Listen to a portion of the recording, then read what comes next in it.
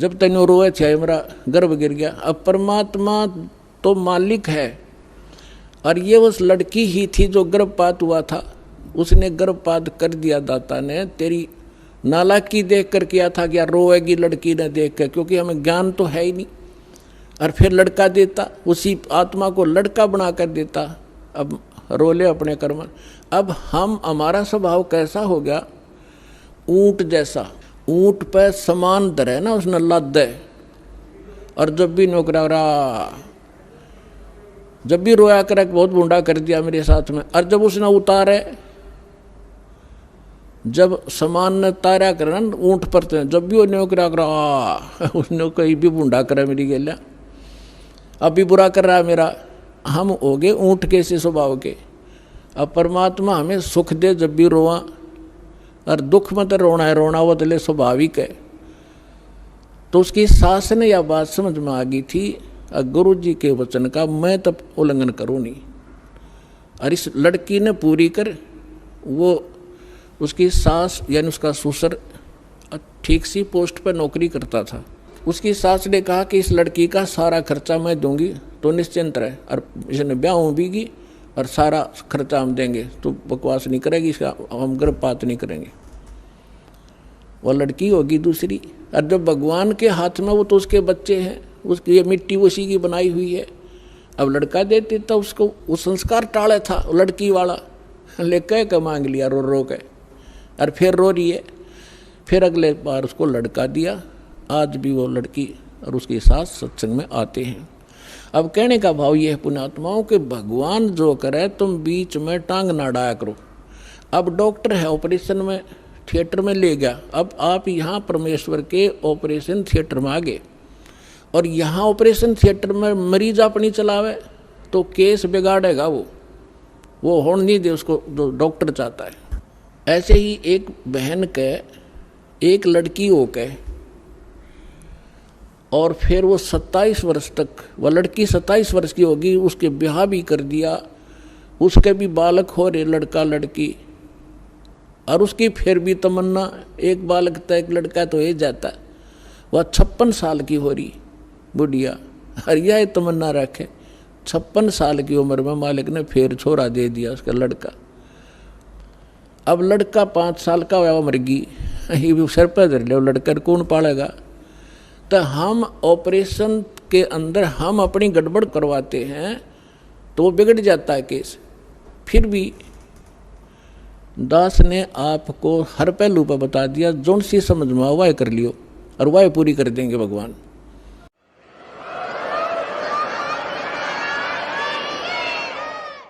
अब हम आते हैं उस प्रसंग पे। अब जैसे आपने कल इंटरव्यू सुना था एक भगत का, 14 वर्ष हो गए थे उनके ब्याह में, कोई बालक नहीं था, और सारी पूजाएं करते थे। अब फिर परमात्मा की शरण ली तो 2 लड़की हुई, नो ऑब्जेक्शन, उन्होंने कोई परवाह नहीं की, बस लड़की हो चाहे लड़का, ज्ञान समझ में आ गया, भगवान जो दे वो हर स्वीकार, और तीसरा फिर लड़का भी दे दिया। तो विश्वास रखो इस भगवान पर, जो करे परमात्मा जो करेगा वो गलत नहीं कर सकता। हम जीव हैं, गलत खुद करवा लेते। अब हम आते उस प्रसंग पे जहाँ आज दास आपको सुनाना चाहता है। अब नीरू नीमा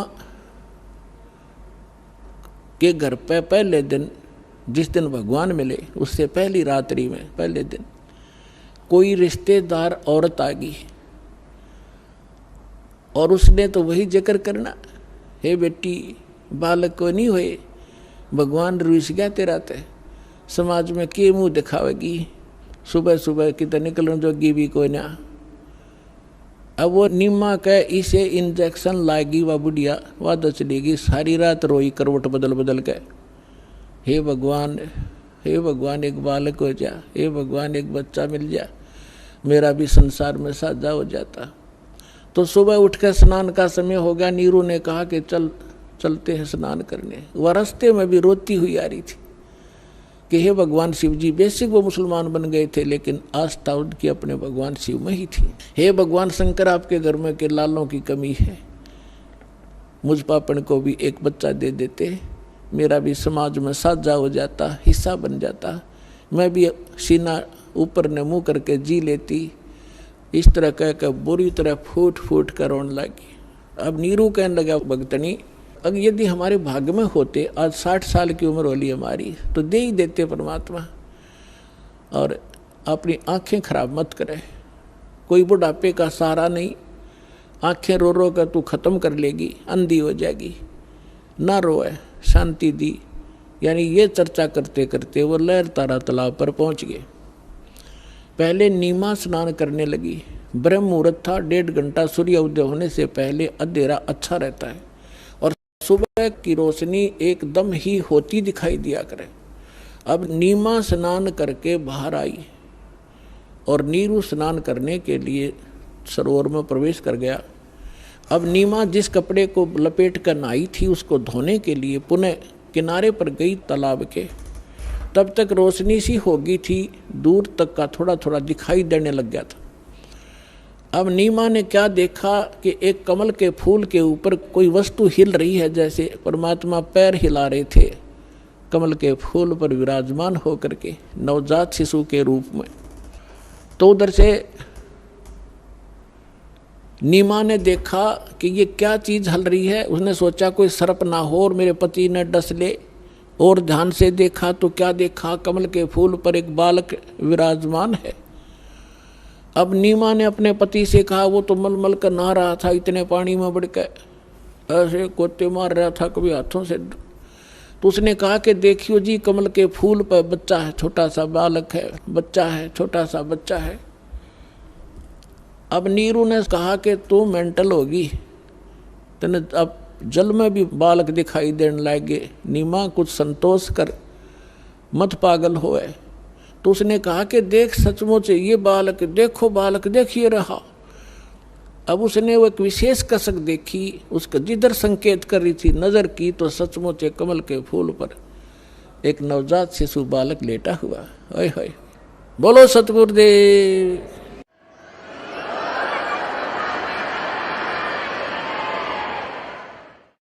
अब नीरू ने देखा सचमुच बालक एकदम आओ देखा ना ताओ देखा, कमल के फूल समेत तोड़ कर उठा लिया, गोदी में अपनी पत्नी को थमा दिया। बंदी छोड़ कबीर साहेब की जय हो।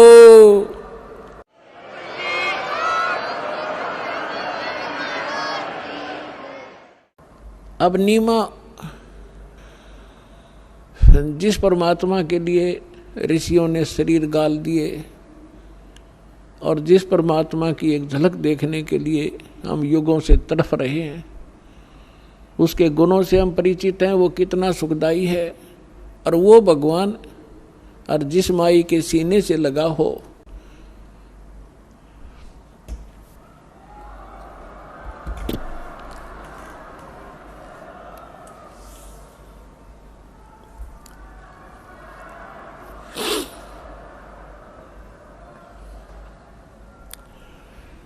उसको कितना आनंद आ रहा होगा, कितनी खुश किस्मत है वो माई।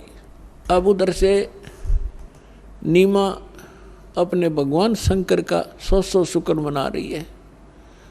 अपने आत्माओं, गरीबदास जी कहते हैं कि हम जो समर्थ है, जो हमारी पल पल पर रक्षा करता है, हमें सर्व सुख दे रहा है, जो सब कुछ करने वाला, उसका तो हमें जिक्र भी नहीं, हमें अन्य को क्रेडिट देते रहते हैं, उसने ये कर दिया, फलाने ने ऐसे कर दिया। अब जैसे ये दास पहले भगवान विष्णु का पुजारी था, कृष्ण जी का, हनुमान जी का, और शंकर भगवान की भी सामान्य पूजा सामांतर करते रहते थे। और घर में जो सुख होते थे, सारे ही सुख जो संसार में होते हैं वो सारे ही थे, हो रहे थे। जैसे पढ़ा, जेई की नौकरी मिल गई, विवाह हुआ, 2 लड़के 2 लड़की होगी, सारे सुख होंगे, नौकरी मिल गई। तो इस तरह ये सुख जो हो रहे थे, हमने क्या करते, भगवान विष्णु ने, भगवान कृष्ण जी ने, हनुमान जी ने और बाबा श्याम जी ने, इनको क्रेडिट दिया करते कि इनने ये सुख दे दिया। अब ये तो ये सुख दे ही नहीं सकते, भी इनके इतिहास से पता चला। ये तो हमारा संस्कार ही, हमारा प्रारब्ध ही, हमारी किस्मत ही फल फूल रही थी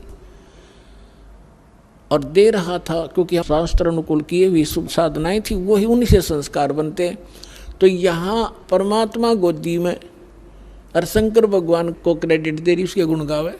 अब यहाँ गरीबदास जी कहते हैं जगत का पेखना पेख्या धनी का नाम न लेखा।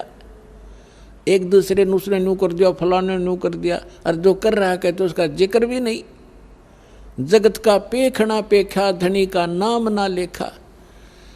अब उधर से क्या हुआ कि नीरू भी स्नान करके बाहर आ गया, और वह उस पर पाक है परमात्मा, क्योंकि अपनात्मा बर्फ का स्वभाव है, एसी का स्वभाव है, वो वातानुकूल ही बना देगा जिससे वो शरीर बिल्कुल अच्छा महसूस करता है। तो परमात्मा का स्वभाव है जो उसके सीने के लगे हुए थे, कभी बच्चे की तरह सीने से लगा रही थी, कभी प्यार कर रही थी, मुँह चूमे थी उसका, और सौ शुक्र मनावा थी। तो उसने कितनी खुशी हो रही थी, एकदम अट्रैक्ट होगी वह। नीरू आया बाहर तो उसने विचार लगाया कि पहले तो मुसलमान बना दिए, हिंदुओं से हमारा कोई लिंक नहीं, मुसलमानों से इतना मित्रता नहीं। अगर इस लड़के को बच्चे को लेकर हम घर जाएंगे तो गांव के नगर के लोग हमारे जूते मारेंगे और पूछेंगे किसके लाए उठा कर तुम बेईमानो, और बताओ उसको वापस दे के आएंगे। यदि हम कहेंगे लहर तारा तालाब में और कमल के फूल पर पाया, किससे का नहीं जच्चा कि कमल पर फूल पर बालक क्यों कर रुक जा। सारी अनहोनी उसने सारा प्लस माइनस कर लिया, और लड़का भी खोस लेंगे, छीन लेंगे, पीटे भी गिर, घर से गांव से भी निकाल लेंगे, कई सजा मिलेंगी कठिए। तो उसने अपनी पत्नी से इसी दृष्टिकोण को समझा करके कहा कि इस बच्चे ने यही रख दे, हमारी ईसा में खैर है। लेकिन नीमा ने फाइनल फैसला कर दिया कि मैं मर सकती हूँ, ना जाने इस बालक ने मेरे ऊपर के जादू कर दिया, मैं इससे एक पल भी दूर नहीं हो सकती, मेरे प्राण जा सकते, मैं देश नगर भी छोड़ दूंगी इस बच्चे के साथ, मैं छोड़ूंगी नहीं। अब नीरू ने सोचा यतान दी होगी बच्चा पाके, समाज देखती नहीं, कल ने क्या हो जाएगा भविष्य में उसका विचार रहा नहीं, कहाँ इस लड़के ने पालेंगे जब घर से अब बेघर हो जाएंगे। तो उसने पहले अपने पूरे जीवन में अपनी पत्नी की तरफ थप्पड़ मारने के लिए हाथ किया था कि मैंने तेरे को घना लड़ा दिया, तेरा संतान नहीं थी, मैं तेरी सारी बात मानता रहा कि कहीं इसको दुख ना हो, भाई बच्चा होता तो आज पिता को कह के कुछ और मेरी सुविधा करवा देता, इसलिए मैं तेरे को तेरी सारी बात मानता रहा, आज तो अनाड़ी होगी है, एक भी नहीं मानती मेरी, रख दे इस बालक ने यहीं पर, ना तेरा थप्पड़ मारूंगा। जो ही उसने हाथ उठाया, नवजात शिशु रूप में परमात्मा बोले नीरू मुझे घर ले चलो, तुम पर कोई आपत्ति नहीं आएगी। अब उसने सोचा, छोटा सा बालक बोला, उसने सोचा कोई भूत है, क्या प्रेत है, या कोई देवता फरिश्ता इसमें बोल रहा है, डर गया, चुपचाप आगे आगे चल पड़ा, बच्चा घर में आ गया। अपनात्मा जब 25 दिन का हो गया, लेकिन ना दूध पीवे, ना कोई अन्न खावे, ना कोई फल फूल चूसे, और स्वस्थ ऐसा जैसे किलो दूध रोज पीता हो बालक। अब उस चिंता बन गई, निम्मा रोए 2-3 दिन से लगातार रो रही थी और कह रही थी कि हे भगवान, हे शंकर भगवान, या तो ये देना नहीं था, हे भगवान अब दे कर ले रहे हो, इससे बुरा और क्या होगा हमारे साथ। ठीक है, आपके सामने हमारी कोई पार नहीं बसावेगी, लेकिन ये लड़का मर गया तो आपकी दासी जिंदी नहीं पावेगी, साथ मरूंगी इसका। ये फाइनल फैसला कर लिया। अब परमात्मा अंतर्यामी है, जान गया बुढ़िया मरेगी, मैं तो मरो को ना, पर यह जरूर मर लेगी चिंता में, कबीर साहब ने सोची। तब परमात्मा ने शिव जी को प्रेरणा करी शिव मंडल में, उसके लोक में, और एकदम उसको महसूस हुआ कि तुझे याद करके कौन रो रहा है। एक साधु रूप बना के शिव भगवान आ उतरे वहाँ पे शिव मंडल से, और कहा माई क्यों रो रही है। नीमा ने कहा बाबा जी मेरे दुख में आप भी रो पड़ोगे, ना पूछो मेरे दुख ने, मुझे तड़फन जो अपने मेरे भगवान ने दिया मेरे को दुख हो। फिर भी शंकर भगवान जी ने साधु रूप में पूछा माई कहते हैं अपना दुख किसी को बता दे कुछ हल्का हो जाता है, और मेरे सत्र का कोई समाधान होगा तो मैं भी करूँगा। रोते रोते बता कि पहले हमारे संतान नहीं थी, 25 दिन पहले मेरे भगवान शंकर ने मेरी सुनी, कमल के फूल पर एक बालक पाया। अब 25 दिन हो गए, यूँ ना खाता ना कुछ पीता, यूँ मरेगा बाबा जी, साथ मरूंगी। कति फाइनल फैसला था, अंतर्यामी सारी जानते थे कबीर साहब। शंकर भगवान ने कहा यानी साधु रूप में कि माई तेरा बेटा ला कहाँ पर है। अब नीमा लाई उठा के बच्चे ने, सोचा महाराज के चरणों में डाल दूं, इसके जीवन दान कर दे यूँ। अब जो ही उस बच्चे को परमात्मा को शंकर भगवान के चरणों में, साधु के चरणों में डालना चाहा, न्यू पटका, वहीं से उठ गए परमात्मा और भगवान शंकर के सिर के बराबर में 5 फुट की दूरी पे ऐसे आकाश में स्थिर हो गए, हवा में। अब शंकर भगवान ने ऐसे हाथ किया, उसकी गोदी में आ गई और ऐसे हाथों में लेकर के परमात्मा से शंकर भगवान और परमात्मा पूर्ण ब्रह्म की। शंकर भगवान भी नहीं समझ सके ये कौन है, उसने यही सोचा कोई सिद्ध पुरुष है, क्योंकि इनकी बुद्धि इतनी ही है, ये कंप्लीट गॉड नहीं है। तो उन्होंने बातें की, तब भगवान ने कहा, परमात्मा ने कहा, परमेश्वर ने शिव जी से कि महात्मा जी इनको कहो एक कुंवारी गाय लावें और कुमार के घर से एक कोरा बर्तन लावें, और आप उस कुंवारी गाय के कमर पर आशीर्वाद दे दियो, वह दूध दिया करेगी। कहते हैं समर्थ जो होता है महिमा का भूखा नहीं होता। अब वचन से शंकर भगवान को आदेश दे दिया तो उसमें वह शक्ति आ गई। नीरू ने अपने पति से कहा, शंकर भगवान ने उस साधु ने कहा कि माई तेरे पति को बुला, एक कुंवारी गाय लावे, बछिया जिसको बैल ने टच ना कराओ। नीरू ऐसे ही किया, जाके गाय ले आया और शंकर भगवान ने उसके ऊपर आशीर्वाद भरा, कमर पर हाथ मार दिया, लंबे लंबे सतन हो गए, इतनी मोटी आवड़ी होगी लेवटी, और नीचे बर्तन रख दिया, उभर गया, फिर बंद हो गया अपने आप। वह गाय प्रतिदिन दूध दिया करती थी और भगवान पिया करते थे। इस प्रकार परमेश्वर की परवरिश की लीला हुई। अब यहाँ पैरेलल आपको ये एक प्रमाण देना चाहेगा दास कि परमात्मा की पहचान क्या है। वेद हमारे हिंदू धर्म के एक सत्य वस्तु है, सत्य ज्ञान की वस्तु मानी जाती है कि उसमें जो लिखा है भगवान की यथार्थ महिमा है। तो जो वेद बताते हैं कि परमात्मा के बचपन में जो परवरिश की लीला कुंवारी गाय से होती है, वेद में लिखा है। और जिस भगवान ने ये लीला की है तो who is God, he is God, जो वेदों अनुसार जिसकी लीला है। अब थोड़ा सा प्रमाण देते हैं। ये है कबीर सागर, खेमरा श्री कृष्ण दास मुंबई से प्रकाशित।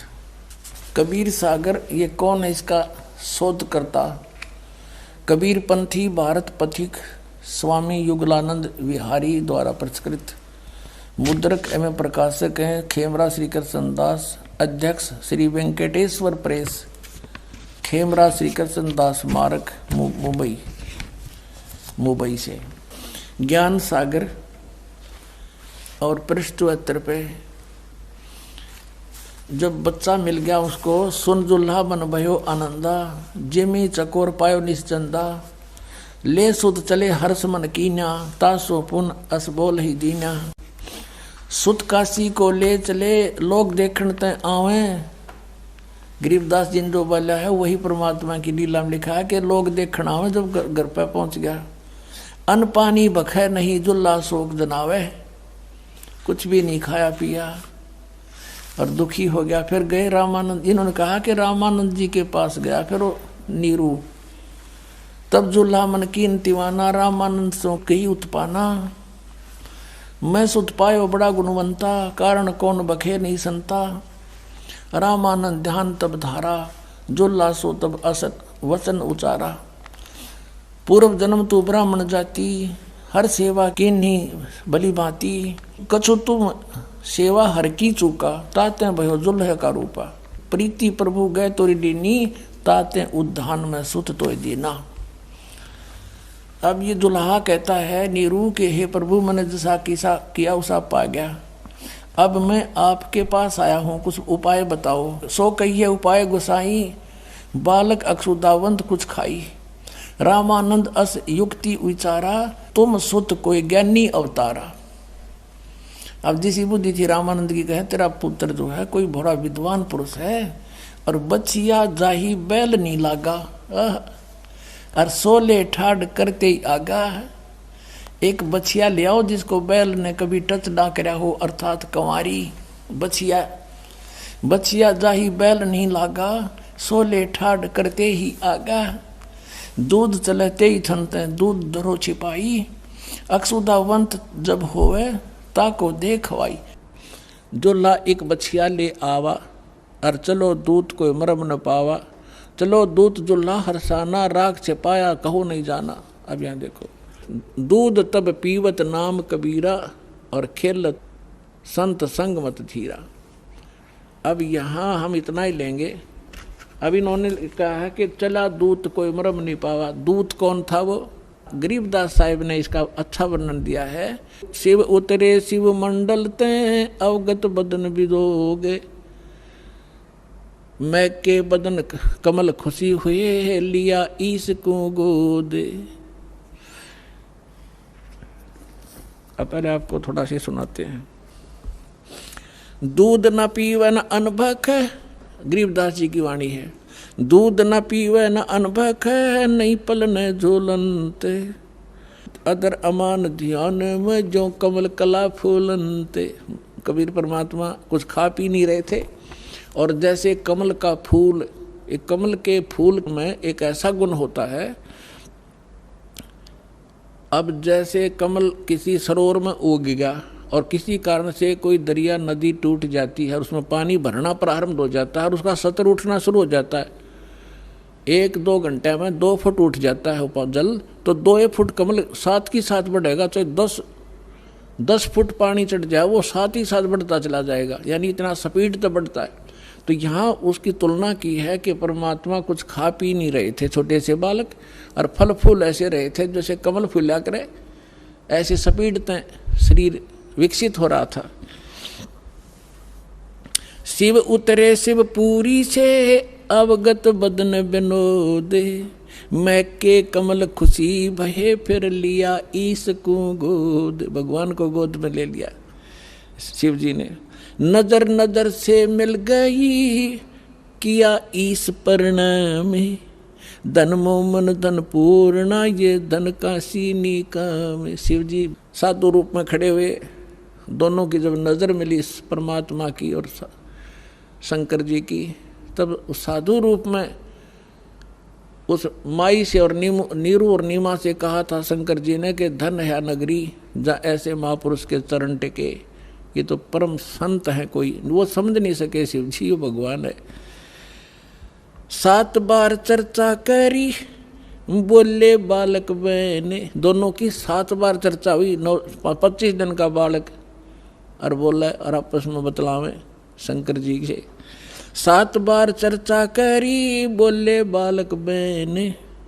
शिव को कर्मस्तक धरा, ल्या मोमन एक धैन। मोमिन हे मुसलमान, सिर पर हाथ धर दिया शंकर भगवान ने उस नीरू के, और जा एक देनू लिया, गाय लिया कंवारी। अन ब्यावर को दूहत है, दूध दिया तत्काले। पीवे बालक ब्रह्म गति, ता शिव भय दयाले। अब ये तो आपको 250 वर्ष पहले, तो 280 वर्ष पहले लगभग गरीबदास जी ने उच्चतरार्थ की। 600 वर्ष पहले धर्मदास जी ने परमात्मा की महिमा को लिखा, कबीर सागर। अब दिखाता हूँ पवित्र वेद, इन पवित्र सदग्रंथ आपको दिखा दिए हैं। ऋग्वेद मंडल नंबर 9 और सूक्त नंबर 1 और मंत्र नंबर 9 में आपको प्रमाणित करते हैं कि वो परमात्मा जब शिशु रूप धारण करके आता है, उसके परवरिश की लीला कंवारी गायों से होती है। ये देखिएगा, ऋग्वेद मंडल नंबर 9 और 10 ये इकट्ठे हैं। ये कहाँ से छपा है? प्रकाशक है सार्वदेशिक आर्य प्रतिनिधि सभा, महर्षि सिद्धांत भवन, रामलीला मैदान, नई दिल्ली से। और कौन इसके भाष्य करने वाले, अनुवाद करने वाले, और कहाँ से छपी है। मुद्रक है Prince offset printer 1510 Pataudi house, Daryaganj, नई दिल्ली। ये देखिएगा ऋग्वेद मंडल नंबर 9 और सूक्त नंबर 1 है ये, और इसका मंत्र नंबर ये 9 है। इसमें अभि अधन्या, अभि इमम अधन्या उत्सृणति धेनव, धेनो माने गौवें, शिशु माने उस शिशु रूप में प्रगट परमात्मा को, सोम इंद्राय पातवे, सोम माने अमर पुरुष। अब इसमें क्या अनुवाद किया है कि उस सोम माने अमर पुरुष, यहाँ सोम माने इन्होंने, आप पे देखो ये ऋग्वेद मंडल नंबर 9 का सूक्त 1 का मंत्र 1 है। इसमें सोम शब्द है। सोम माने सोम स्वभाव परमात्मन, सोम माने परमात्मा, इन्हीं के शब्दों में। अब यहाँ लेते फिर आते हैं। अब हम ऋग्वेद मंडल नंबर 9 सूक्त 1 मंत्र 9 में आगे हैं। ये ऋग्वेद मंडल नंबर 9 सूक्त 1 और मंत्र 9, इसमें लिखा कि इम माने उस, सोम माने अमर पुरुष को, पुरुष माने परमात्मा, तो उस अमर परमात्मा को जो शिशु रूप में, शिशुम कुमार अवस्था में, बाल्य अवस्था में ही, अभि अधन्या, अभि माने पूर्ण, सब प्रकार से पूर्ण रूप से, अधन्या माने बिना दनाई, जो जिसको बैल ने टच ना किया हो, अभी अधन्या। हमारे यहाँ हरियाणा के अंदर, हमारे यानी अक्षेत्रीय भाषा में यूँ कहा करते कि ये गायें बिना दनाई है, अधन्या। बिना धनाई माने ये इसको बैल ने टच नहीं किया है, सांड ने, और ये मतलब बिना धनाई है। तो यहाँ वही है अभी अधन्या। अभी माने पूर्ण, सब प्रकार से कंप्लीट इन ऑल रिस्पेक्ट, यानी कंवारी। अभी अधन्या माने कंवारी। ये देखिए उस सोम स्वभाव, सोम माने अमर पुरुष को, शिशुम माने जो शिशु रूप में प्रकट होता है, उसकी अभी अधन्या, सब प्रकार से, अधन्या माने इन कर दिया अहिंसनीय, ये खा कर अर्थ है इनका। दैनो माने गौवें, गौवें तृप्त करती हैं, ओए होए तृप्त करती उस परमात्मा को, जो परमात्मा अमर पुरुष शिशु रूप धारण करके आता है, उनके परवरिश की लीला। ये समझो अभी अधन्या कंवारी गायों गौओं के द्वारा होती है, वो उसको तृप्त करती हैं। अब इससे क्या सिद्ध हुआ? परमात्मा ने जो लीला की 600 वर्ष पहले, वो आपको दिखा दी उनकी अमृत, उनकी लीला के अंदर। और उसके बाद जैसे तुलसीदास जी ने भगवान श्री रामचंद्र का इतिहास जीवनी लिखी बाद में, ऐसे ही गरीबदास साहिब को परमात्मा मिले थे, सचखंड लेकर गए थे, उनकी दिव्य दृष्टि खोल दी थी, उनका ज्ञान योग खोल दिया था। उसके बाद आदरणीय गरीबदास साहिब जी ने परमात्मा की वही महिमा बताई कि उन्होंने ऐसे लीला की। और वेद बताते हैं कि परमात्मा जब शिशु रूप धारण करके यहाँ आते हैं, एक लीला करते हैं, उस समय उनके परवरिश की लीला कंवारी गायों द्वारा होती है। Who is God? Kabir is God. बोलो सतगुरुदेव।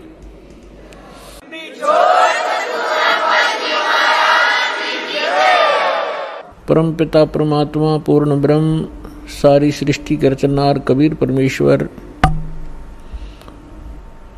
कबीर देव जी की असीम रजा से आप सभी पुण्यात्माएं परमात्मा की महिमा सुनने के लिए उपस्थित हुए। जिस प्राणी के, जिस जीव के पूर्व जन्म के शुभ संस्कार उदय होते हैं, उनको मानव शरीर प्राप्त होता है। और मानव शरीर प्राप्त करके जो प्राणी सत्संग उपलब्ध करते हैं, जिनको सत्संग प्राप्त होता है, वो और भी ज़्यादा शुभ संस्कारी हंस होते हैं। परमात्मा कबीर परमेश्वर जी हमें याद दिलाते हैं, मानुष जन्म पाय कर जो नहीं रटे हरि नामे, जैसे कुआं जल बिना बनवाया क्या काम। परमेश्वर जो हमारे जनक हैं, जो हमारे हितैषी हैं और जो हमें यथार्थ तत्व ज्ञान और यथार्थ भक्ति विधि बताने के लिए स्वयं ही यहाँ इस काल के लोक में प्रवेश होते हैं। सतलोक से अपने निज सुख में स्थान से चलकर वो भगवान आते हैं। वही आकर के हमें ज्ञान कराते हैं कि आप जिस लोक में रह रहे हो, ये लोक काल का है और काल के अर्थ से आप परिचित हैं। श्रीमद् भगवत गीता अध्याय नंबर 11 के श्लोक नंबर 32 में गीता ज्ञानदाता श्री कृष्ण जी में प्रवेश करके ये काल बोल रहा है। ये कह रहा कि अर्जुन, मैं काल हूँ और सभी लोकों का नाश करने के लिए अब प्रवृत्त हुआ हूँ। अब श्री कृष्ण जी तो पहले ही अर्जुन के साथ थे, तो श्री कृष्ण ये नहीं कह सकते कि मैं काल हूँ और अभी सबको खाने के लिए अब प्रवृत्त हुआ हूँ, अब मैं प्रगट हुआ हूँ। ये काल कौन है, इसके विषय में रह रहकर सत्संग के माध्यम से बताया गया है और बताते रहेंगे। आज थोड़ा सा विषय दूसरा रहेगा।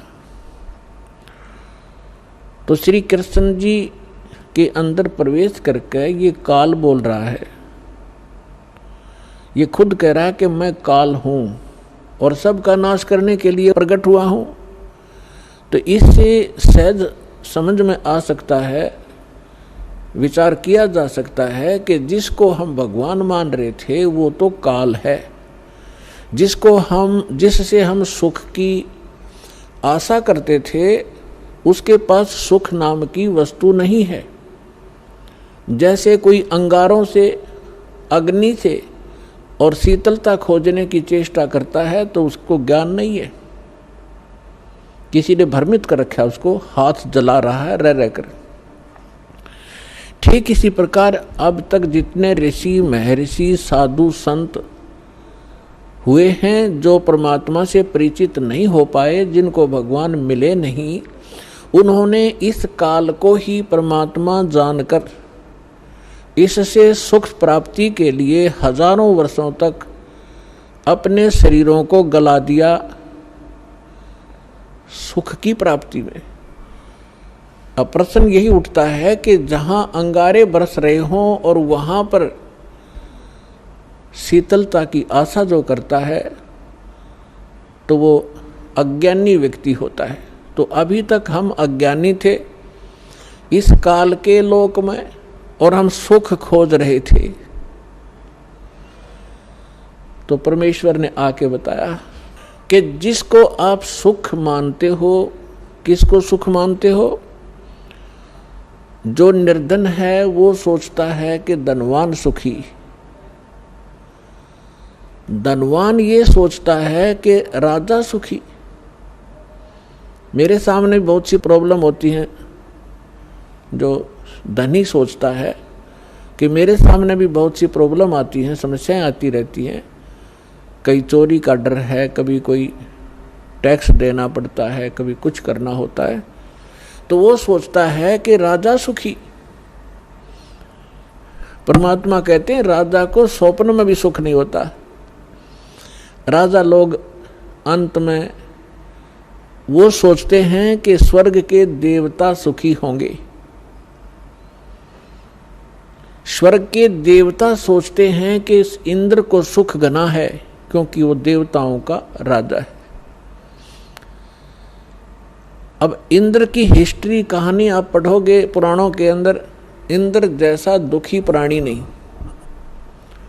इंद्र सोचता है कि ब्रह्मा विष्णु महेश सुखी होंगे, मुझे सुख नहीं, क्योंकि उसको पता होता है जितना निर्धारित समय उसका होता है उसको पूर्ण करने के उपरांत वो फिर 84 लाख योनियों में सबसे पहले गधे की योनि से प्रारंभ करता है अपने 84 लाख प्रकार के कष्टों में, जो प्राणियों के शरीरों में कष्ट उठाने होते। तो उसको रह रह कर वो बात याद रहती है कि इसके बाद मेरी ये हालत होगी, लेकिन उस झूठे सुख को वो छोड़ नहीं पाता, और छोड़ भी दे तो उसके पास विकल्प नहीं कि करूं क्या। ब्रह्मा विष्णु महेश सोचते हैं कि हम सुखी नहीं, क्योंकि उनका इतिहास देखिएगा। आप पुराणों को कभी पढ़ा हो, नहीं तो रिमाइंड करना कभी कभी। अब थोड़ा सा उदाहरण देंगे आपको। जैसे भगवान शंकर जी को हम भगवान माना करते थे, कंप्लीट गॉड मानते थे, मृत्युंजय कालज्जय सर्वेश्वर महेश्वर कहा करते थे। इसको हम कहें कुछ भी, लेकिन ये परमात्मा नहीं है, कंप्लीट गॉड नहीं है। उदाहरण के लिए ये सुखी भी नहीं है। कैसे? एक समय विष्णु जी भी सुखी नहीं है। विष्णु अवतार श्री रामचंद्र रूप में राजा दशरथ के घर जन्म लिया, ये सभी हमारे धर्म गुरु भी बताते रहे हैं और इनके लीला, इनकी जीवनी भी बताती है। श्री रामचंद्र उर्फ विष्णु जी कितने सुखी थे आपको खूब पता है। छोटी सी उम्र में विवाह हुआ, विवाह होते ही वनवास हुआ, और वनवास के अंदर उनकी धर्म पत्नी का अपहरण हुआ।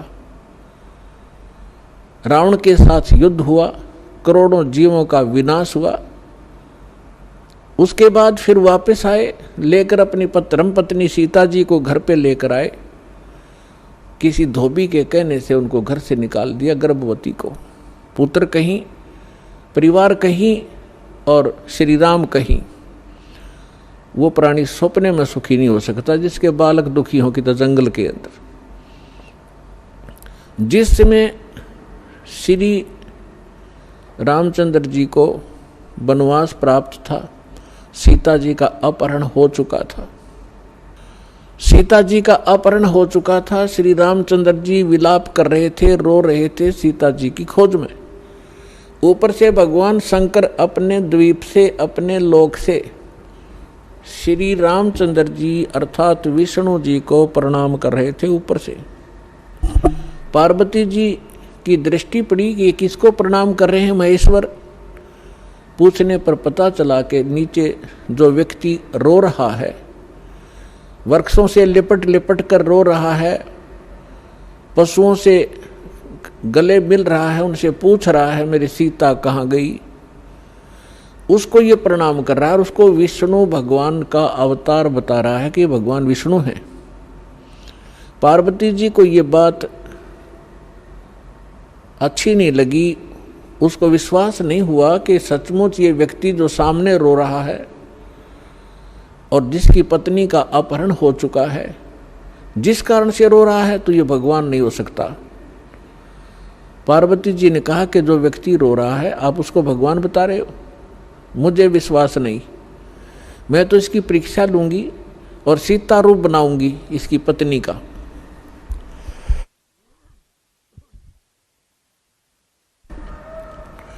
और यदि ये मुझे पहचान लेंगे तो मैं मान लूंगी कि ये भगवान है। भगवान शंकर ने कहा कि आप सीता रूप मत बनाना, यदि आप सीता जी का रूप बना लोगी तो मेरे काम नहीं रहोगी, मेरी माँ के तुल्य हो जाओगी। मैं आपको एज ए वाइफ स्वीकार नहीं करूँगा। फिर उस समय तो पार्वती जी ने कह दिया कि ठीक है, मैं नहीं परीक्षा लूंगी। भगवान शंकर चले गए इधर उधर सैर सपट्टे को। पीछे से पार्वती जी ने सीता रूप बनाया, श्री रामचंद्र जी के सामने खड़े हो गए। उसमें श्री रामचंद्र जी की दिव्य दृष्टि यानी बुद्धि इस काल भगवान ने खोल दी। अपनी तो पत्नी का पता नहीं उसको कि कौन उठा ले गया, और सामने खड़ी पार्वती को पहचान लिया, जिसने बिल्कुल as it is Sita ji का रूप बना रखा था। क्या कहा कि हे दक्ष पुत्री माया, आप भगवान शंकर को कहाँ छोड़ाए। इस बात को सुनकर पार्वती जी लज्जित हुई और कहा कि भगवान शंकर आपको ठीक ही प्रणाम कर रहे थे, मैं आपकी परीक्षार्थ सीता रूप बनाकर आई थी। ये कहकर वो चली गई। अब इस कथा से आपको बहुत से परिणाम निकलेंगे, रिजल्ट निकलेंगे, निष्कर्ष निकलेंगे। एक तो कंसेप्ट यही क्लियर करेंगे कि आपके मन में ये शंका उत्पन्न होगी कि श्री रामचंद्र जी ने पार्वती जी को तो पहचान लिया और अपनी पत्नी के विषय में उसको ज्ञान नहीं। ये कारण क्या है? जिसमें आपको ये कारण समझ में आवेगा तो आप समझो अध्यात्म मार्ग पर चल पड़े। इसका कारण है जैसे गीता अध्याय नंबर 7 के श्लोक नंबर 4, 5 और 6 में ये गीता ज्ञानदाता कहता है कि अर्जुन, यहाँ जितने भी मेरे लोक में जितने भी प्राणी हैं, इनमें बलवानों का बल, बुद्धिमानों की बुद्धि मैं ही हूँ, यानी मेरे ही कंट्रोल में है। जब चाहे इनको ओपन कर दूँ, जब चाहे इनको ऑफ कर दूँ, जब चाहे मैं इनको ऑन कर देता हूँ। उदाहरण के लिए एक समय आपने महाभारत खूब सुना होगा, महाभारत का युद्ध भी सुना है खूब। महाभारत के युद्ध के दौरान अर्जुन ने अपने धनुष के माध्यम से इतना नरसंहार किया था और सूरवीर कहलाए थे। एक तीर से 100 व्यक्तियों को मार डालते थे। वही गांडीव धनुष सुप्रसिद्ध था उसका। जिस समय श्री कृष्ण अर्थात विष्णु जी श्री कृष्ण रूप में देवकी के गर्भ में जन्मे थे, उसके बाद उन्होंने श्री कृष्ण रूप में जो का लीला की थी, जीवन व्यतीत किया था, अंत समय में उनकी मृत्यु एक शिकारी के विषाक्त तीर से हुई थी और पांडवों को उसने वहां बुलाया था। अंत समय में पांडवों से श्री कृष्ण जी ने कहा था कि आप इन सभी औरतों को जितनी द्वारका के अंदर है सबको अपने साथ ले जाओ। यहाँ पर यादव कोई बचा नहीं है, क्योंकि दुर्वासा जी के श्राप से इंक्लूडिंग श्री कृष्ण जी यादव कुल पूरा नाश हो गया था। छोटा बालक भी नहीं बचा था। नर यादव जो गर्भ में थे, गर्भवती औरतें थी उनके गर्भ में थे। उसके बाद ये वंश पुनः चला है। तो और कहा था कि आप इनको वहाँ ले जाओ अपने राज्य में। यहाँ पुरुष रहा नहीं, यहाँ के और लोग इनकी बेइज्जती करेंगे, सताएंगे, आप इनको ले जाना। तो श्री कृष्ण जी के आदेश अनुसार अर्जुन सभी गोपियों को, द्वारका की स्त्रियों को साथ लेकर आ रहा था। रास्ते में भीलों ने, जंगली लोगों ने उनको घेर लिया। अर्जुन उनसे लड़ने की तैयारी करने लगा। उसके हाथ से गांडीव धनुष उठा नहीं और खड़ा खड़ा देख रहा, थर थर कांप रहा है योद्धा। भीलों ने उसको पीटा, औरतों के गहने तोड़ दिए, कुछ औरतों को घसीट ले गए। अर्जुन खड़ा खड़ा कांपता रहा। उस समय अर्जुन श्री कृष्ण जी को कोस रहा था, 100 गालियां दे रहा था कि कृष्ण तूने सदा ही हमारे साथ धोखा ही धोखा किया है। जब मुझसे नरसंहार कराना था, युद्ध करवाना था महाभारत का, उस समय मेरे अंदर शक्ति भर दी। एक तीर मारूं था 20 मरे थे। आज वही अर्जुन और वही धनुष, आज मैं इसकी प्रत्यंचा नहीं चढ़ा पा रहा हूं। आइए अब हम उन श्रद्धालुओं के अनुभव जानते हैं जो जगत गुरु तत्वदर्शी संत रामपाल जी महाराज जी से दीक्षा प्राप्त कर चुके हैं तथा उनके द्वारा बताए गए भक्ति मार्ग पर चल रहे हैं। नमस्कार जी। नमस्कार जी। क्या नाम है जी आपका? मेरा नाम भगतमती कमला है। कहाँ से आए हैं आप? मैं राजस्थान अलवर से हूँ। बहन जी आप क्या करते हैं? मैं गवर्नमेंट स्कूल में कार्यरत हूँ और मैं सीनियर टीचर संस्कृत से हूँ जी। संत रामपाल जी महाराज से आपने नाम दीक्षा कब ली? नवंबर 2013 में ली थी। संत रामपाल जी महाराज से नाम दीक्षा लेने से पहले क्या आप कोई भक्ति साधना करते थे? हाँ जी सर, मैं भक्ति करती थी। मैं शिव जी की भक्ति करती थी जन्म से ही, और उसके बाद नवरात्रा करने लग गई। उसके बाद मैंने हनुमान जी की भक्ति की, और उसके बाद सभी देवी देवताओं की, जैसे कि पारंपरिक तरीके से करते आ रहे थे पूर्वज, उनके अनुसार हम पूरी भक्ति किया करते थे। और राधा स्वामी में भी मैं 2 साल गई थी, उनकी भी भक्ति मैंने की थी। बहन जी जैसा कि आपने बताया कि आप बचपन से ही भक्ति के माहौल में रहे, आपने भक्ति साधनाएं की, सभी की शिव जी की, दुर्गा जी की, राधा स्वामी डेरा ब्यास भी आप गए। तो आप इतनी भक्ति साधना करते थे, तो उन सब से आपको क्या लाभ प्राप्त हुए? सर मुझे उन भक्तियों से कोई लाभ तो हुआ नहीं, उसकी जगह मुझे बहुत हानि उठानी पड़ी। जैसे कि मेरे बेटे को काले कपड़ों में एक औरत दिखा करती थी और वह बहुत डर जाता था उससे। उसके कारण हम परिवार में बहुत दुखी रहने लगे। और जैसा कि एक सिद्ध महात्मा है मंडावर में, तो वहाँ बोला कि है ना वहाँ सही हो जाते हैं। तो मैं बच्चे को लेके सिद्ध महात्मा के पास पहुँची, और वहाँ पे मेरे मम्मी पापा 20 साल से जुड़े हुए थे, उनकी भक्ति कर रहे थे। तो उन्होंने कहा वहाँ सही हो जाते हैं और आप लेके चलिए। तो मैं बच्चे को मंडावर लेके गई, तो वहाँ पे उन्होंने भभूत दी और कहा कि है ना अब कोई भी प्रॉब्लम आपको नहीं होगी। तो मैं घर आ गई ऐसा कह के, सुन के भभूत लेके, और घर आई। उसके बाद जैसे ही वो भभूत लगाना शुरू किया, तो जो बच्चे को प्रॉब्लम थी वो सारी की सारी मेरे को होने लग गई। और इतनी परेशानी होने लगी कि कहता था कि मैं जिंद हूँ। शुरू में तो उन्होंने कहा कि है ना ठीक है, जो भी कहोगे वो सारी काम आपके होते जाएंगे। और आकाशवाणी से जैसे कि कोई बात होती, उसका क्वेश्चन का आंसर मेरे को तुरंत मिल जाता था कि ऐसा होना है। जो सोचती उसको आगे से आगे पता चल जाता था कि इनके मन में क्या है और ये क्या सोच रहे हैं, वो काम आगे से आगे हो जाता था। धीरे धीरे करके वक्त निकलता रहा, और जो डर था वो हमारे अंदर और ज़्यादा पैदा हो गया, और हम बहुत डरने लगे। बच्चा भी बहुत डर गया। तो जैसे प्रेत आत्मा थी, वो आकाशवाणी करती थी कि ना तुम लोगों का इलाज करना, मैं तुम्हारे अंदर सिद्धियाँ फिट कर देता हूँ। तो ये कहा उसने, और मेरे मस्तिष्क को बिल्कुल खाली कर दिया। मुझे एहसास सारी चीज़ों को होता था, और मस्तिष्क को खाली करके दोबारा से उन्होंने इसमें पूरा लिखा। उसके बाद उन्होंने मेरे बाईं तरफ के हिस्से को पूरा तोड़ दिया, ऐसे कर दिया, और तोड़ के फिर दोबारा से फिट किया। बोला मैं आपके अंदर सिद्धियां दे रहा हूँ और आप आराम से इनका इलाज करना पब्लिक का। मैंने कहा कि मैं ये काम नहीं कर सकती, और ना ही मुझे अपने शरीर में किसी को प्रवेश देना है। मुझे ये नहीं चाहिए कि मैं किसी की इलाज कर सकूं। लेकिन वो ज़बरदस्ती सारी सिद्धियां देता रहा, ये वो ऐसे करना है, थान बनाना है, और अगरबत्ती लगानी है, और लाइन लगा देता था लेडीज़ों की, पुरुषों की, कि इनका इलाज करो। लेकिन मैंने मना कर दिया कि मैं इनका इलाज नहीं करूँगी। लेकिन ज़बरदस्ती जो काम कहती वो आगे से आगे हो जाता, और जब विपरीत जाती तो इतना तेज मस्तिष्क पर आता था कि मैं घबरा जाती थी उससे।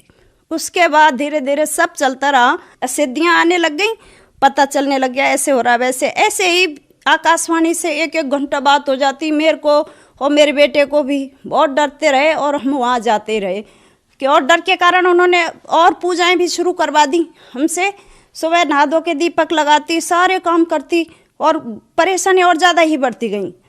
और बढ़ते बढ़ते ऐसे कि रात तो मैं जैसे ही मैं सोने जाती बिस्तर पे, तो जाते जैसे ही मुझे गहरी नींद आने लगती, तो हिल हिल के और चारपाई भी हिलने लगती, बेड भी हिलने लगता, और मेरी नींद पूरी खुल जाती थी। और रात भर जागती थी मैं। फिक्स टाइम था कि 11 बजे जैसे सोने जाती नींद खुल जाती, फिर मेरे को 2:30 बजे रोजाना 2:30 बजे एकदम झटका लगता और नींद खुल जाती थी और मैं इतना परेशान होती। और लेकिन रात रात भर जागने के बावजूद भी मुझे यूं नहीं लगता था कि मैं सोई नहीं हूँ। ये सब कुछ होते करते हुए चलता रहा। ऐसा लगता था कि मेरे साथ 2 शक्तियां हैं जो काम कर रही हैं। इससे मैं बेहद परेशान हो गई। उन्होंने मेरे सारे स्वाद खत्म कर दिए थे, जो ना तो कोई मीठा लगता था ना ही मुझे कोई कड़वे का। ऐसा है कि और फिर मेरे शरीर को ऐसे नाप तोल दिया था और ये बातें मैं किसी को कह भी नहीं पाती थी। अंदर ही अंदर कहने नहीं देता था मेरे मन को, जैसे उसने अपने बस में कर लिया हो। सब कुछ चलता रहा, होता रहा और ना मैं कहने की किसी से। बच्चा भी मेरे इतने डरने लग गए थे कि 2 बच्चे हैं कि नहीं मम्मी मैं बीच में सोऊंगा, नहीं मैं सोऊंगा। लेकिन हम रात रात भर परेशान जागते रहते, नहीं सो पाते थे। तो बहन जी, जैसा कि आपने बताया कि आप बहुत सारी परेशानियों से जूझ रहे थे, आप भक्ति भी कर रहे थे, लेकिन भूत प्रेत बाधाओं ने आपको बहुत परेशान किया हुआ था। तो फिर उसके बाद आपको संत रामपाल जी महाराज के बारे में जानकारी कहाँ से मिली? हाँ सर, मुझे संत रामपाल जी महाराज की भक्ति का ऐसे पता चला कि मेरे जो बड़े भाई हैं वो राधा स्वामी से जुड़े हुए थे, तो उनको मैं भी राधा स्वामी में जाती थी, तो राधा स्वामी का ज्ञान उनकी समझ में नहीं आ रहा था। तो समझ में ना आने के कारण उन्होंने कहा कि मुझे यहाँ पूर्ण संतुष्टि नहीं मिल पा रही है और मुझे तो पूर्ण संत की तलाश करूंगा मैं। तो ये सोच के वो एक दिन संत रामपाल जी महाराज का ज्ञान उन्होंने टीवी के माध्यम से सुना और टीवी पर सुनने के कारण वो बरवाला आश्रम पहुंच गए कि देख के आते हैं, इनका तो जो ज्ञान है वो कुछ हटके लग रहा है। तो वहाँ पे गए और वो सुन के आए और कुछ किताबें भी अपने साथ में लाए। उन्होंने कहा कि यहाँ पे सच्चे सतगुरु संत रामपाल जी महाराज आए हुए, हमें उनसे नाम दीक्षा लेनी चाहिए। तो किताब पढ़ने को मेरे लिए भी दी, लेकिन मैंने हंस के कहा कि नहीं, मुझे गुरु नहीं बदलना, और जैसे भी हैं ऐसे थोड़ी ना गुरु जगह जगह बदलते हैं बनाते हैं, जो भी है ठीक है। तो मैंने ये कह के किताब, ठीक है बड़ा भाई होने के नाते मैंने ली जरूर थी, लेकिन उसको खोला भी नहीं, मैंने नहीं पढ़ा पूरा और रख दिया उसको। उसके बाद मुझे परेशानियां तो चली रही थी, तो स्कूल जाती थी तो एक सर हैं उनसे मैंने वो किताब ली, दोबारा से ज्ञान गंगा किताब थी एक सर के पास, वो लेके हम 2 मैडम हैं उन्होंने पढ़ के थोड़ा बहुत ही ज्ञान समझ में आया। लेकिन मुझे और भी भयंकर डरावने भूतों के ऐसे सपने आने लगे जिनसे मैं रात रात भर नहीं सो पाती थी। तो मैंने कहा रामपाल जी महाराज के शरण में ही चलेंगे। तो रामपाल जी महाराज की शरण में तो मेरे हस्बैंड भी तैयार हो गए कि ठीक है चलते हैं। और चलते वक्त जैसे ही पूर्णमासी को सत्संग होता था तो उनको निकलते ही कि हम घर से, उनको बहुत तेज फीवर हो गया और उस टाइम हमको काल ने रोक दिया, हम नहीं जा पाए। अगली पूर्णमासी को हम दोनों हम और दोनों बच्चों को लेके मैं गुरुजी के शरण में गई। तो उससे पहले रामपाल जी महाराज मेरे पिताजी के वेश में घर आए और उन्होंने कहा बेटा तेरे से अब भी नहीं चला जा रहा क्या, पक्की सड़क बना दी है चल। तो मेरे आगे आगे झाड़ू लगाते जा रहे थे गुरुजी और कह रहे थे कि चल अब भी नहीं चला जा रहा तेरे से, अब तो चल। तो ऐसे डांट के मैं दूसरे दिन ही रामपाल जी महाराज की शरण में पहुंच गई थी। बहन जी, आपने बताया कि आप बहुत परेशान थे, फिर आप संत रामपाल जी महाराज की शरण में आए, तो क्या संत रामपाल जी महाराज की शरण में आने के बाद आपकी वो परेशानियां दूर हुई? संत रामपाल जी महाराज की शरण में जाने के बाद मुझे बहुत लाभ हुए। जैसे ही मैंने भक्ति स्टार्ट की तो धीरे धीरे करके मुझे परेशानियां खत्म होती गई। जैसे मैं असुर निकंदन किया करती थी, जब मुझे प्रथम नाम मंत्र मिला हुआ था, जैसे ही मैं बैठती तो मुझे जाने कितने ही सपने हकीकत के जैसे दिख जाते थे। कभी दूध उबल रहा है, कभी कुछ हो रहा है, तो मुझे वो असुर निकंदन भी इस तरह से नहीं करने देता था। फिर धीरे धीरे करके ये सारी समस्याएं दूर होती गईं और इसमें करीब मेरे को जब तक सतनाम नहीं मिल गया तब तक मेरी ये समस्याएं खत्म नहीं हुई। और संत रामपाल जी महाराज से सतनाम मिलने के बाद मेरी जो भूत प्रेत की समस्याएं थी और भी बाधाएं थी, बच्चे डरते थे, वो सारी की सारी समस्याएं समाप्त हो गईं। और जो मेरा बेटा है, बड़ा बेटा है, उसको परमात्मा तत्वदर्शी संत रामपाल जी गुरु महाराज सतलोक लेके गए और ब्रह्मा विष्णु महेश सबके लोक दिखाए। और तत्वदर्शी संत रामपाल जी गुरु महाराज की कृपा से उसने सतलोक देखा और सारे नज़ारे दिखाए और संत रामपाल जी महाराज कबीर परमेश्वर के शरीर में फूल पर एक हो गए वहाँ जाकर। बहन जी, आपने बताया कि आप संस्कृत के सीनियर टीचर हैं, तो आपने संत रामपाल जी महाराज का ज्ञान सुना होगा, पढ़ा होगा। तो मीडिया के तथा कुछ आर्य समाजी लोग ये कहते हैं कि संत रामपाल जी महाराज संस्कृत नहीं जानते। क्योंकि आप संस्कृत के सीनियर टीचर हैं, तो इसके बारे में आप क्या कहना चाहेंगे?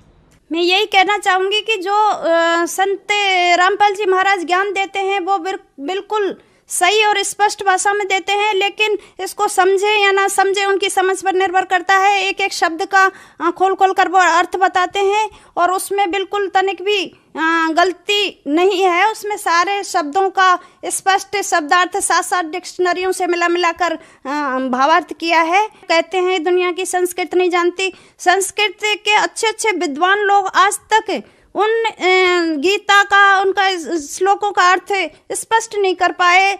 और महर्षि दयानंद जैसे उनके जो भी उन्होंने अनुवाद किया है उसको कोई भी समझ में स्पष्ट नहीं समझ पाया, जिसका कि संत रामपाल जी महाराज ने बिल्कुल स्पष्ट इस ज्ञान को खोलकर दुनिया के सामने रख दिया है, जो कि विद्वान भी वो काम नहीं कर पाए जो तत्वदर्शी संत रामपाल जी महाराज ने किया है। ये पूर्ण परमात्मा है, इनके अलावा इस संसार में कोई भी संत नहीं है। बहन जी, 2014 बरवाला की घटना में मीडिया में ये बताया गया कि संत रामपाल जी महाराज के आश्रम में लेडीज बाथरूम में कैमरे लगे होते थे।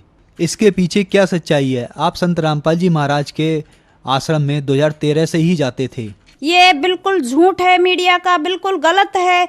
ऐसा कुछ भी नहीं था कि वहाँ पर कैमरा लगे हुए थे, लेकिन वो टॉयलेट के तरफ नहीं थे, वो बाहर से पब्लिक को देखने के लिए लगे हुए थे। उसने जो भी बातें बताई दिखाई वो बिल्कुल गलत हैं। हम वहाँ 2013 से ही लगातार जा रहे थे और गुरुजी गए, संत रामपाल जी महाराज अंदर गए, तब तक हम वहीं थे। हम वहाँ जाते हैं, कोई हम पागल थोड़ी है कि हम अनपढ़ गंवार हैं, बिल्कुल।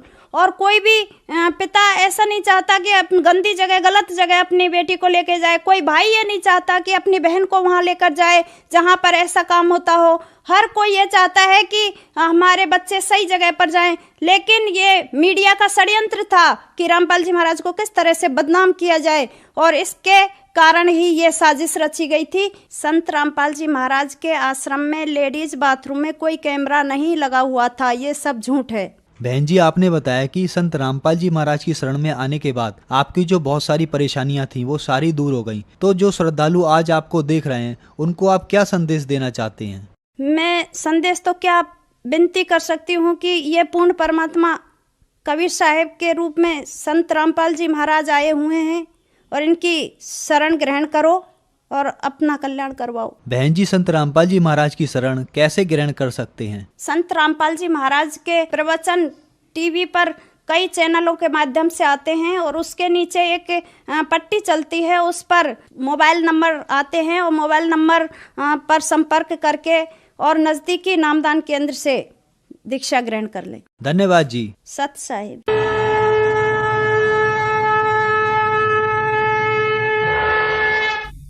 आप सुन रहे थे जगत गुरु तत्वदर्शी संत रामपाल जी महाराज जी के मंगल प्रवचन। अधिक जानकारी के लिए विजिट कीजिए हमारी वेबसाइट www.jagatgururampalji.org।